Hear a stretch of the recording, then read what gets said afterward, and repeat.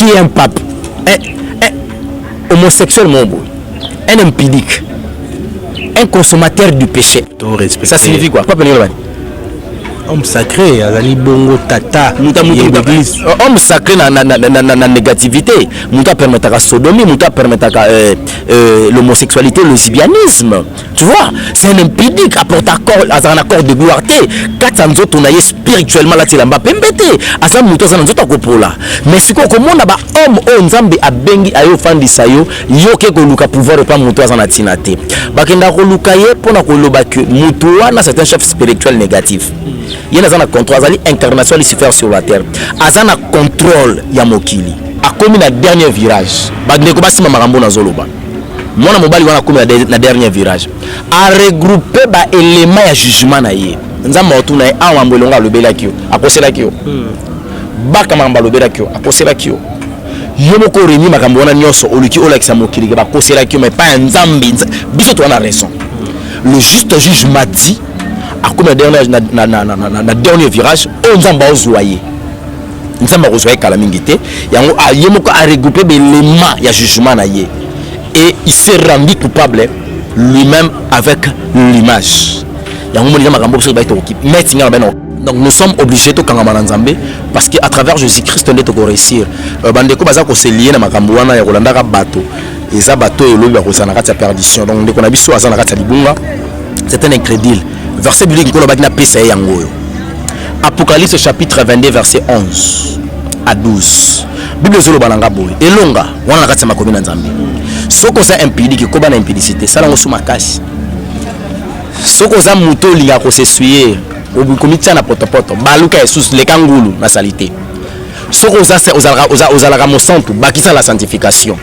Car le fils de l'homme revient maintenant pour remettre la personne ou à rendre moto na moto selon ses œuvres. Ndekonanga ozak incrédule. Yaya colise incrédulité concernant au pesa. C'est ce que dit la parole. Boya lisusu marambo to lo bapona yo. Yo bakisa ko boya. Bakisa so ba vidéo. Ya bitumba biso to créer là qui on a sentiment. To la to la mo to tiki banda ko na biso to tiki ba vie na biso to cheba na biso ba famille na biso anje to yo lukelo ka makambu po yo za nzambe. Yo no sa boliki mukili mobimba mutu to moni ke foto ya ko bebisa vie na yo pour ça to bebisa vie na yo biso to bongi pour ko bebisa vie na li pamboli pour na biso batela incrédulité na yo wana parce que maître zo ya kozwa yo a rendre justice na yo a futa o sele ba œuvre na yo et bande ko balanda ka bato jaru wana sort na bango ezali ba continuer ko na bango batika te maître zo Apocalypse chapitre 22 verset 11 à 12. Chez Bissou Télévision, chaîne Oyo Ekokani na yo. Chez Bissou Télévision, la chaîne qui vous ressemble.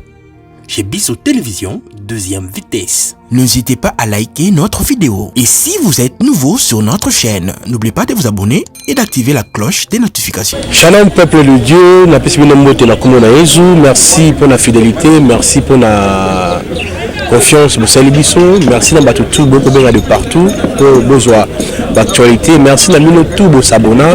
Voilà, je vous dis un grand merci. Merci comme ça à Bob Boukassa pour cette belle réalisation. Merci à Lydie Moutama, ma femme, ainsi qu'à mes enfants. Mesdames, messieurs, Mouto Boussenga Kimwa Mingi. Bengi, toi, on a sous évangéliste et long raté, azo comme on a raté, toi, on a besoin d'un seul effort. Là, mais binoye, tout me cambe solo là. Mais matali mboka, puis matali évangile. Moto l'entend, mais appelle son moto. Mbote nekonanga Ishik Mukati. Okomona la te ba déclarer évangéliste akomona la te ba ko benga yo okomona la te okendaki wa. Nazalaki na Zamba, j'ai fait presque un mois. Nazalaki vraiment la série à ma prière au éternel ya recommandaki biso et tant que bimisaka plus le balanzambe comme na tamoko abingaka biso to se retirer pour tous en mamoto sur la ranaye après sa orientation a expliqué biso encore de choses autour ko relais na kata libota naye. Voilà pourquoi on a fait presque un mois et demi et s'il pété donc si Dieu voudra le 26 tozokota sous Zamba to bima le 10 décembre. Et quand les Zamba les a pour objectif ni peut but na yoza nini ko ndeka ko sambela topeka ko kende ko luka esika kimia pour na ko adorer Nzambe. Non na lingambe tunanga mingi par exemple to libala donc na refanda te la bina rola na toko na Zamba par plaisir soit na keka ko sambela so ezaka pour na ko prier éternel Dieu est capable de kanga tina mbetu nanga mais yenda recommanda kabiso que botika bisika na bino ba demeure na bino boya bo se retirer tant on se retirer aux zones présence ensemble ayebi cause bengela biso donc ezana makambo a bengela biso soka bengi nde omoni tokenda mbangu koyoka ye parce que yenda za tata pour appeler biso plus orientation. Moto Nzambe tomoni moko ya ba évangéliste Letio évangéliste Roger Baka ko ba été ba union so za libana ya mboka ba na Europe na États-Unis soki ba zongi mboka te ba comme ba esclave ezali maloba na Nzambe to beto ba kezali buzz oyo évangéliste Roger Baka a ko créer pour ba la sima yo peut essayer même prophétie et ko bala na oyo ya Moto Nzambe évangéliste Roger Baka yo ko bani en fait na le baté que ça buzz pourquoi parce que c'est un serviteur de l'Éternel que je respecte beaucoup na bien Kimi Kulutu et non limité car le m'a par émotion ma par conviction il y a Molimo Santo a convaincre à la qui c'est quelque chose n'a passé au message biso solo baka ya ngonza me pe alobela biso donc o ezaka juste ba confirmation mais il y a que moi nzamba bakiseli moi makambo mosusu ya ko déterminer la date o ezosenga ba congolais bazonga so bazongi te ba kota na esclavagisme donc d'ici le 15 février selon le message par laquelle l'évangéliste Roger Bakapesaki ceux qui bande qu'on a biso bazongi te ba se retrouver ba esclave mais quand nous on avait reçu le message nzamba alobela ki biso bo que le peuple congolais se fait partie de la famille d'Israël. Très bien. Abraham, il est devenu notre père par la foi. Dans le condiment, Abraham a commencé à nabiso. Un jour, on a mukadi. Éternel de la Moussa qui Abraham n'a boutou. Il s'est sort, a bimissé, il s'est tala l'icolo. Abraham tanga tali a moni les étoiles. Il s'est compté. Abraham a dit j'ai l'impossibilité de compter parce que le Kébélé. Il s'est oh nous sommes na oh progéniture na yo. Il banana au bangoye yo. Et quand on a dit que lobi yokoya okobima par la foi nanze okobima mwana ya Abraham elingi koloba autrement topona lolenge mususu mwana nyonso oya bimi na nzela ya Abraham azala étoile mokele kotala elikolo et puis akongenga ozomona alors Éternel a coupé ce message à l'obi et c'est la dernière tribu qu'on appelle le tribu à Manassé ceux qui va se regrouper parce que bazaki éparpillé partout dans le monde dès que bako se regrouper bazongi esika moko bazongi na kati ya mboka na bango ezali dernier signal fort oza ko annoncer l'arrivée du maître en tant on a eu que comprendre le message Éternel a l'obi qui no peuple congolais ezali le dernier tribu oyo baza éparpillé dans le monde il faut bazonga il faut tozonga et na kozonga na biso na kati mabele nde ko permettre maintenant comme ya Nzambe ezwa esika gouvernement ya Nzambe efanda afin que le Congo maintenant ait déclenché la vie partout dans le monde parce que c'est le seul pays où etikali au monde où on a propager ce qu'on appelle la bonne nouvelle afin que le monde entier basa la sauver pour un rendez-vous de la yabiso na mobali na biso mais moto na Nzambe na kata ote s'il vous plaît siko Nzambe pona ponika Congo ezala lolenge ya bonzambe famille oyo botama na ngaski mto ponango bapona famille te bapona pe voisin te o kuti wana inde voisin na yo et Nzambe tanga poni Congo c'est que mission na ezalaki to me kana ka ko réfléchir le cadre intellectuel quel est le pays qui a redescendre la minerai to pe na richesse exacte mais comment est-ce que mboko ko tunda na richesse ezanga bato ba ozala riche te Éternel Dieu seul le pourquoi et le moment est arrivé où il faut bande qu'on nga ba congolais ko la bisaki biso atena yebisa bango ata baboyi ba ozala surprise ba ozonga même moral là évangéliste Roger Baka même prophétie donc yo zo ko encourager makambo Roger Baka ko loba ba kotika misala na bango bana bango basuka boni lelo na moka lokola France je prends exemple ya pays lokola France l'école maternelle balakisa mwana le sexe à 18 ans moi ça koya pena mobile beaucoup bakona mona rata chambre so silika bengelo mbila paye oui qu'est-ce qui ne va pas non ma mère ne veut pas que je sois avec mon copain mais maman madame c'est quoi non je veux pas ça c'est ma maison OK bokene na hôtel OK je pars mon ami au monde ndinga ki hôtel eza biloko en Afrique et le kate ça signifie ba chrétien congolais au baza libanda ba eko se retrouver que baza un pas déjà na kati lieu de tourment un pas na kati libanda ba oye baté na vie chrétienne na vie bango ba adopter et comme na tango oyo Nzamba comme na posa bazonga na expectative baza nango boyebi na bango bozwi na bango baya nango na mboka oyo tango tokofanda ensemble tokoyeba ko récupérer le pays amen mboko za mboka Jésus Christ ya mboka na sarabino za mboka Boudati.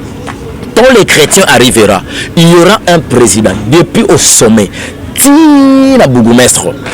il y aura que deux chrétiens qui vont diriger. C'est par là mboko ekoma na kimia bandeko baza libanda soka ye awa comme na problème malaria a comme na problème typhoïde eza makambo bazo kokate parce que état sanitaire mboko zo simbate basusu bakenda pota zo mukanda te ya beti pe 10 ans alors ça la calcul na kozonga wapi na kofandela wapi na condition nini oui eza ba calcul na oyebisa bango lokomoko bakende kana mission onkola pesi bango papa libanda pe eza pe na ba chrétien blanc mindele basa ba chrétien blanc bako œuvrer de l'autre côté bisika bazali mais ba congolais ba na mission ko se regrouper mais le temps nga na yebité temps na yebité mosala nzamba lobi et comme ma bango lobi l'esclavagisme d'ici le 15 février so ba côté ba côté l'esclavagisme. Mais Congolais a déjà esclave na poto évangéliste. Congolais to biso to yobi que Congolais a esclave atamo na musala abo makabana Congolais au monde quelque part na so baza muke ya ko compter pour avoir na bureau ko sala musala. Ba Congolais nyos ba africain nyos bana poto to yobi biso banso ke basala misala oyo ba coup de main pour passer un fils que quelque chose à manger et yebana partout moto na Nzambe. L'esclavagisme est à deux niveaux. Premier niveau esclavagisme est esclavagisme spirituel. Quand l'homme spirituellement azamoumu c'est fini na vie na rolongate ba congolais ozobenga ba esclave baza ba esclave na molimo te baza ba esclave na mental dans le niveau ya âme là où se retrouvent les émotions alinga sala likama moya ça les ate parce que ça na mboka bato un étranger ça signifie mupaya na mboka mutu faut moi limite mais spirituellement on yebiso baza ba esclave te c'est là où j'ai créé un peu la prophétie au nzamba pesi ndeko na ngai kolutu na ngai évangéliste Roger Baka kolobaki bandeko ba ko ba esclave na zo ba te za ba rozala ba esclave spirituel ou ba rozala na kati esclavagisme mental to na niveau ya âme to pe kozala esclavagisme sur le plan corporel donc wana to koluka retourner nzambe makasi ameka kopesa biso précision pour na kolesa libota na nzambe message na ye oyo uti pa ya nzambe de peur que lobi nkolo a condamné biso ki na pesa kabino malome okomisaka te. Bon tout il y a la Roger Baka pour évangéliste Roger Baka tout le monde sous ma prophétie à l'Obaka à l'époque concernant bassin nzambe ya limité les lots tout le monde mon général Sonic Afuta il ne pas dénoncer à l'obéité bassin nzambe va commencer la mingi ba bouddhisme ba kisi ba magie à lundi a confirmé ba prophétie à Roger Baka comment on m'a ko salama yo ko balini. Non, je dis un grand merci parce que évangéliste Sonic Afuta rejoindre biso na bateau. C'est parce que papa Zongi, c'est une bonne chose. Place à Kenda, c'est simple jeunesse. À comprendre que Azaki jeunesse, nous avons na Ninive qui na Tarsis. Il y a un moment où Kanye kuna babwa qui na se, babwa qui ne balé. Si ko nenga za bwana kata libumambisi. Yazo ye bandete. Ana kata kasho. Ana libumambisi. Yango moni tango ba ko sanza ye. A ozonga un homme puissant, à une telle condition à reconnaître. Ozomona. Évangéliste Roger Baka banda ko le makamuna imagination te. Il disait des choses par lesquelles l'Esprit de Dieu va animer à l'Oba pour aider le peuple de Dieu. Oba kota na kati ignorance ya kolanda ka pasteur na place balanda Jésus. Et l'évangéliste Sonic Afuta à l'époque il vivait avec ces gens-là. Bon mandé ko partager na bango vert. Bazalaki na kati ba biloko na bango wana ou d'ailleurs c'est lui qui était le président. Avant comme président, ezalaki na moto azalaki liboso na bango. Bazalaki ko vivre pe na bandoki wana. Ya mabe ezalaki akoya ko dénoncer bango te. Aye ko dénoncer après tangu babua qui est balé. Bon, on a dans un moment qu'on a kata kasho, azali mwambisi donc. Mais le nom comme on a ndenge ba ko sama na mwana na Dodo Kamba, ba na niveau de justice. Conseil ko pesa mon général Sonic Afuta. Ndenge ba komi lelo ERC comme ko fingisa biso na bino l'église de réveil. Tout le monde va ko swana ko fingana, tout le monde côté kuna Kabuni Walesa na Kiziamina Kibira ezo yinda mama wa poison kuna ba preuve bimi ndenge moto ba pesa ki mongo empoisonné na ni Kabuni Walesa. Dans tout ça, une lecture nous ko sala na maïno se ko le ka entre bassin nzambe. Non, lecture ezaka lié na des choses hein, lecture ezali na des choses, disons na deux versets bibliques. Moi je dirais comme ça. La première des choses on dekonanga Chik Mukadi. Omoni ndenge lelo ba papa na biso évangéliste Sonic Afuta Rockman azokoma na niveau ya koyeba ko kende ko samba na kulutu na ngai le pasteur de Lokamba na oyebisa évangéliste sonika futa atika na ye, ça va perdre sa temps inutile. Raison oazo ki na makambo wana ezate nzamba benga ete po azala président ya NRC, nzamba benga ki po akende ko évangéliser abimisa bana nzamba osata na kanga na kati ya boloko ba préparer bango pour l'enlèvement. Nzamba benga ete po ko diriger ba pasteur ozo luko ko diriger bango dans la spiritualité botambola nzela mon côté basusu yemo ko benga bango bandoki yemo azo dénoncer bamsu baza ba bouddhiste bon ani mo président ba bouddhiste na intention ni tango azalaki président na bango combien de bouddhistes ya yeba ki baba bouddhiste ya te bango évangile tant qu'évangéliste ba bongwana asala ngoti azolanda nini si c'est pour les intérêts matériels atika parce que nzamba sapesa ki wako kozana nango. Et je dirais avec le pasteur de Lokamba et Andy Maté côté le niveau à tribunal na kuluto na ye. Merci babandaki déjà. Et Atika NRC c'est rien. C'est pas une église de Dieu, c'est pas la famille de Dieu. C'est une association de personnes se réunies sans pourtant moni mo taper sa bango mandat. Bazo luka ba intérêt ndeni manokulia ka mbongo tango manokulia ba misaka président Seni. Ce sont des choses on kola pambola bangote. Yaya, au monde na fandi a ngande kona yo. Kola pambola ngana kati évangile parce que chaque ministère ezaka li pamboli na ngana bénédiction nango. Nzamba pesi bango ba ministère et ba ministère on kola pesi bango ba na probabilité banginda kolekande bazawana. Je prends encore un exemple. Dans le kola kulutu na biso l'apôtre Léopold Mutombo Kalombo. So bisa le ministre na mboko olinga. Allez ministre na mbongo. Qu'il t'a dimanche kaka, qu'il t'a dimanche salaire, et Daniel savent. Le soir d'abord ta séminaire à une semaine risque. Na beaucoup le baquet, Babylone on a bangolo tout consort, mais on a peut-être y a église, il est béni. Il est béni. Donc ce sont des choses mondaines. Autre que vivre était. Yoka ce que pour verset biblique qu'on appelle ça qui sont à pour la makamotali église à Congo. Genèse chapitre 3 verset 15. Éternel diazoye bisa serpent. Après avoir koko sa Ève, azolo banalo bi nyoka.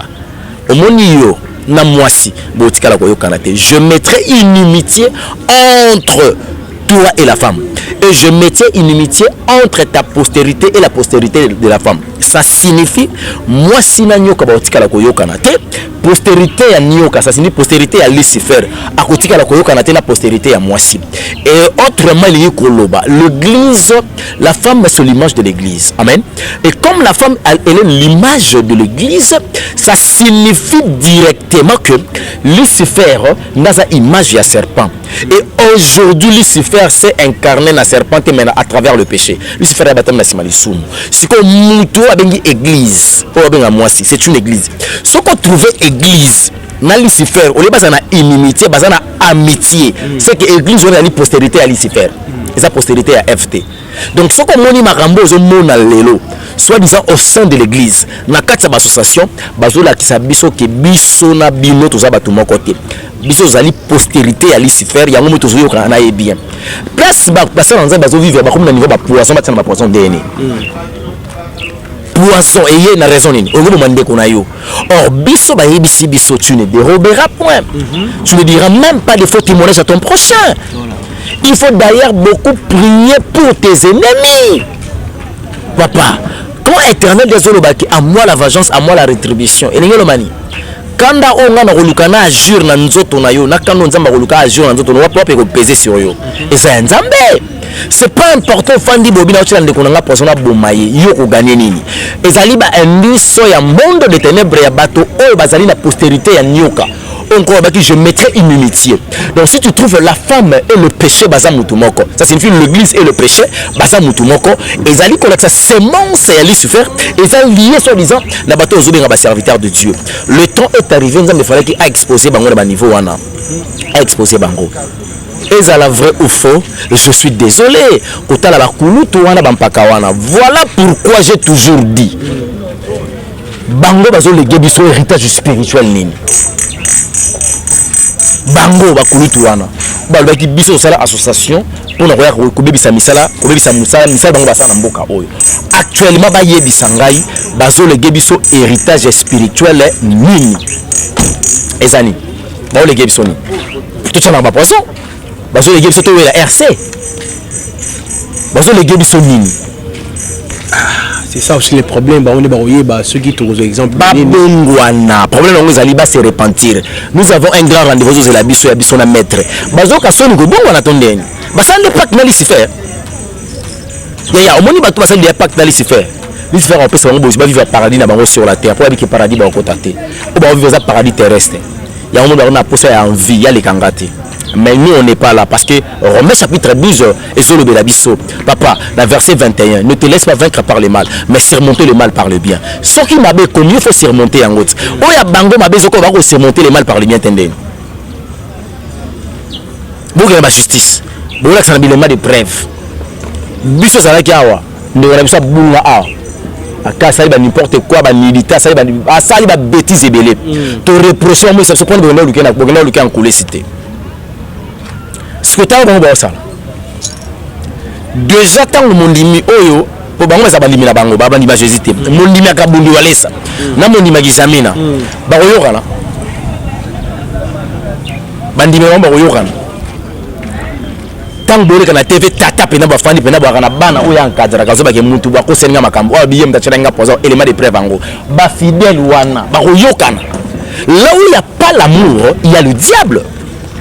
Parce que Dieu est amour. C'est là où les problèmes ça se pose. Bah pessimiste sur ba identité na bango clair. Mais le problème c'est que batu ba na kati incrédulité. Ba okanga biso ka ba kizengi. Ndenge ba kanga ka nowe mumeli masanga. Na suka nango delije yaki. C'est ce que je pourrais dire. Merci Motola Nzambe kasi tolambandi côté wana ya Motola Nzambe kabundu alesa na kiziami na kibila.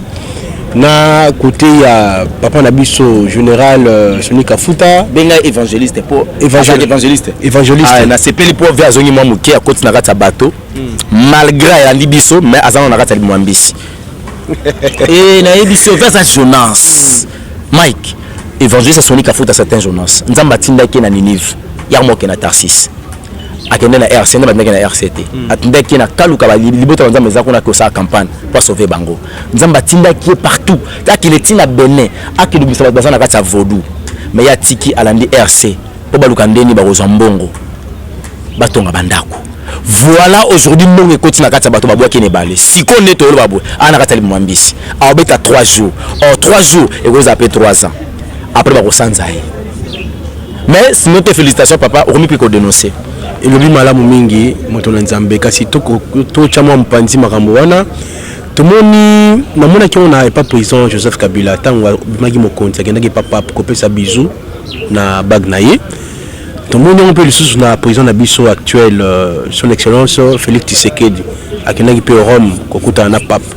Est-ce que ça est obligatoire celui motabimi président il faut kokuta na pape? Il y a 3 choses, il y a 3 catégories de chrétiens. Tous ça ba chrétiens ba benga ba moyen esprit, ba petit esprit na ba grand esprit. Ba moyen esprit ça ba chrétiens va le plus les événements. Ezalaka basalakanga edina bala Moïse bazal lié na ba événement oyeleka. Et ba petit esprit ça ba tout bazalaka lié kaka aux hommes. Et ça na ba grand esprit au bazalaka wana juste pour les idéaux. Même au niveau de la politique. Papa, il y a des intellectuels à moyen esprit. Bafana yo we makam Kadhafi sala. Mobutu na mboko yo. Mose Laurent Désiré Kabila. Kabila ba pese ba kombo. Yo, Fatou Beton événement. Ba petit esprit ba parler sur les hommes. Yango moni tozana na problème wana, to ba grand esprit. Le président africain, la majorité ba grand esprit. Qui est un pape? Un homosexuel mon un impudique. Un consommateur du péché. Ça signifie quoi? Homme sacré, Azali Bongo Tata, homme sacré na négativité. Mouta permettre la sodomie, mouta permettre l'homosexualité, le lesbianisme. Tu vois, c'est un impudique, apporte un accord de gloire. Quand on a tourné spirituellement là, tu l'as pas pembêté. Asa mouta ça n'enzo kopola. Mais si qu'on commence là-bas, homme Nzambe a bengi ayo fandi sayo, yo ke ko luka pouvoir pas mouta ça na tinate. Bakenda ko luka ye pona ko lobaki moutoua na c'est un chef spirituel négatif. Il y a un contrôle international ici faire sur la terre. Azana contrôle ya mokili. Yamba kenda ko lukaye pour na peut-être gestion à makambo mususu. Mais moi je dirais ezana mokolo. Papa, chrétien moko a ko récupérer ka Afrique. Chrétien authentique a ko récupérer ka le Congo. Batona ba ya lukaye. Ya luka bangote. Moko no so pape aleka na sima mkongo ni guerre.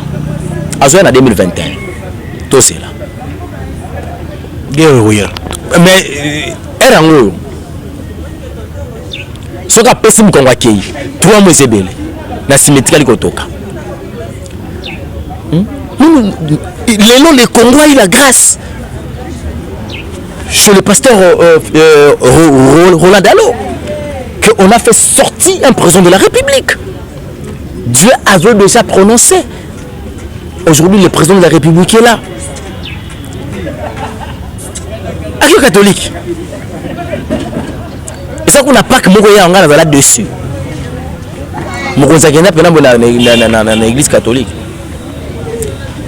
Tant on a mis quoi non, c'est un pays laïque. Il y a un président, il y a Batounios, c'est un papa Batounios. Il y a papa, il y a pape. Émission Kitoko wapi? Émission Kitoko Motobuluka Guyeyo. Chrétien tikalaka chrétien. Chrétien tikalaka chrétien parce que en nous avons Jésus. Papa, mboka oyo muko to bengana batu wana to bengani homosexuel ba bengi ba catholique dans ces pays. To ba chrétien ba soit ensemble national. Mais si tout dans parce que phénomène est côté trop dans monde, ils en a ba société, ils en a ba pas pasteur, hein? Mais comme trop mobile comme moi aussi, ils ont ramené non, et on y satan na tchak na 4 na et pas moto, akoma moi, alors mobile comme moi aussi. Avantage les années moto nzambe. Mais quand ko talisa biso na ba désavantage ya iloko wana. Il y a liboso ça un avantage te expliquer en la nature. Ça on a présenté à moto 3 natures, la nature animale, la nature satanique, na la nature nature adamique. Et si qu'on a un moment oyo et là ça on a pesa base ça nature animale. Papa est-ce que ça nous autres on a libata. Et logo mboa mobala ko sana mboa mobilité. Mais mutu waza créer na image ya nzambe akobe na capacité au salango. Tala niveau ça na réduire mutu. Donc comme le niveau au même nyamaro comme le niveau en a été. Donc au kitil sounacé et c'est la nature animale mais à présenter na bateau. Deuxième des choses et ça ba condition moko satanique par rapport à lié na étoile ya moto. Les gens là le bakali kamboyo biso beta tourne na magie on connaît que étoile la moto tikala ko na affronter ils ala na nus. Voilà pourquoi ba utiliser toujours nus ya moto pour ba rendre pauvre en tout et pour tout bango va récupérer pour chance na yé ba aussi bise ba net na $1000 ba $500 mais yé ba jouer vie na manage na progéniture mosusu. Le plus grand problème yango wana ezali la dominance ba faut pas ça là ce qu'on appelle les abominations. Quand vous verrez l'apostasie et koti ça signifie ça annonce directement que Jésus-Christ a dans nzela na tuna yo lolenge nini ya kokata ba lien ya famille. Probabilité zali lié à famille tant que ça signifie le péché ou les paroles qui étaient prononcées dans makila libota nabino na ba ancêtre nabino bateka libota na nzela ya makila basalaka pacte du sang et permettra ki moto nyoso ko bota na ligne ya makila wana azala sacrifier to pe ale kambeka na makambo oyo batiaki likolo makila wana siko makambo wana po ekota na kati ya vino en activation il faut yo fongola porte à lisumu mukoloka yo fongola ka porte masumu ne permetaki ki balie ko makokanga yo et puis réclamation et salema. Maintenant soko bandi kokanga na porte masumu yo na le péché bo inani bo kabwana lisumu okangi porte o senga siko makila Yesu po Yesu paso paki oyaye po ayebaki ki makila famille bateka kyango ayo ko sopa yaye po makila ya Jésus ko mape ko réclamer yo ndenge ba makila ya famille et réclamera biso. Maintenant Christ a rotinda makila na yé à travers la foi par laquelle oyo possédé et koti kati na yo et yebi mbalama ko changer ADN spirituel et otikali na kati ya vie ya sanctification. Liona et kolongwana kati na yo et puis réclamation ko zalaté parce que Romains chapitre 8 premier verset sur le bananga maintenant il y a aucune condamnation pour ceux qui sont en Jésus-Christ. Si tu es en Jésus, le sang de Jésus vit en toi, aucun porte masumu, aucun n'a jamais condamné. De la condamnation là et kolongo. Merci motona nzambe kasi wewe motona ya suka o to bomba ki poto 6 émission na yango. To mona ki bongo mwana mboka Moïse Mbiye oyo lelo yo pe to mituna makambo elekaki na ye na Hélène Bafeno place basuki bazu dossier batie non classé faute de preuve. Bon, to éviter balobi que non muto moko ta na raison. Mais to moni subitement na documentaire moko eleki na TV to moni yo évangéliste yo ilonga to moni évangéliste Roger Baka to moni évangéliste Ngefa to moni bato mo ebele o balobi na kati ya documentaire wana. Yo kolobani comment na été bazuyo bati na kati ya vidéo oza contre Mosala Nzambe Moïse Mbiye. Merci beaucoup. En tout cas makambo ndenge kolobango te parce que tant on attend kango Nathalie yango Nzamba pesengai quand même une idée sur ça. Et la première des choses azoluka biso personnellement azolukanga parce que le belanga azolukanga autrement naza entendre na makambo wana te. Et deuxièmement bato nyonso ya regroupa keza bato yayebi ke soki tolobi to s'en charger na ye lo kwa mutu tozongise na buzz ayebi ke bato yo na ocha awa na kati eloko na nga oyo soki balobi s'en charger na nga ils ont un problème et puis on a sous base na zonga ana posa zonga place azalaka. Mais heureusement biso to yak toza wana pona makambo wana te, nous sommes là pour l'évangile, on a déjà tout effacé en gros. Et troisième des choses, éternel Dieu m'avait dit Elonga, faut pas s'inquiéter pour ça. A comme na dernier virage ba ndeko basi makambo na zoloba mwana mobali wana comme na dernier virage a regrouper ba élément ya jugement na ye nzamba otuna e awa mbelonga lobela kio akosela kio baka mamba lobela kio akosela kio yomo ko reni makambo wana nyoso oluki olakisa mokili ba kosela kio mais pas nzambi biso to na raison. Le juste juge m'a dit a comme na dernier virage on nzamba ozoyer nzamba ozoyer kala mingité yango a yomo ko a regrouper be élément ya jugement na ye et il s'est rendu coupable lui-même avec l'image. Donc nous sommes obligés de faire parce qu'à travers Jésus-Christ on doit réussir. Bandeko baza ko se lier na makambo wana ya kolanda ka bato. Eza bato elobi ko sana kati ya perdition. Donc ndeko na biso azana kati ya libunga. C'est un incrédule. Verset biblique ko lobaki na pesa yango yo. Apocalypse chapitre 22 verset 11 à 12. Bible zolo balanga boy. Elonga wana kati ya makomi na Nzambe. Soko za impudicité ko bana impudicité sala ngo suma kasi. Soko za muto linga ko se suyer. Obukomitia na potopoto baluka Jesus le kangulu na salité. Soko ozalaka mo santu bakisa la sanctification. Car le Fils de l'homme revient maintenant pour remettre la personne ou à rendre moto na moto selon ses œuvres. Ndekonanga ozaka incrédule. Yaya kolisa incrédulité concernant opesa. C'est ce que dit la parole. Boya lisusu makambo to lo bapona yo. Yo bakisa ko boya. Bakisa so ba vidéo. Ya bitumbo biso to créer là qui on a sentiment. Tola tola moki to tiki banda kuna biso to tiki ba vie na biso to ba na biso ba famille na biso anje to yo lukelo ka makambo po yo za Nzambe. Yo no za boleki mokili mobimba, muto to moni ke foto ya ko bebisa vie na yo, pour ça to bebisa vie na yo, biso to bongi. Pour ko bebisa vie na za lipamboli po na biso. Batela incrédulité na yo wana. Parce que maître Zoya Rozoyo a rendre justice na yo, a fouta au ba œuvre na yo. Et bandeko balanda ka bato jaru wana. Sor na bango ezali. Ba continuer ko landa bango batikate. Maître Zoya. Apocalypse chapitre 22 verset 11 à 12. Voilà, nazali maloba tokomi na suka mingi ya kolobeza susu te pe ya kobakisa salité. Merci na batutu bazaki scotché. Merci na sponsor na biso mama Daniela Ikombolo. Merci na Bob Bukasa. Merci na batutu balingaka biso. Ngana bino tokutani bongo lobi bona na ngana bosa na kopesa mwasi molonga na ngambote. Lidi mukadi na pesho mbote belé. Merci na bana ngai, merci na batutu balingaka chez biso télévision. Ndena baka site oyo site ya ba professionnel, site oyo kokani na yo. Donc na mingi bonga sponsor nyonso o ba sponsoriser be émission na biso numéro yango za affiché. Bo contacter biso yo muto lingi dédicace na yo. Et les gars bande passante na chaîne na biso, contacter biso au collexa comme na yo et puis ba koyeba yo mokili mobimba. Tukutani bongo mbala sima. Bo Bukasa, merci beaucoup.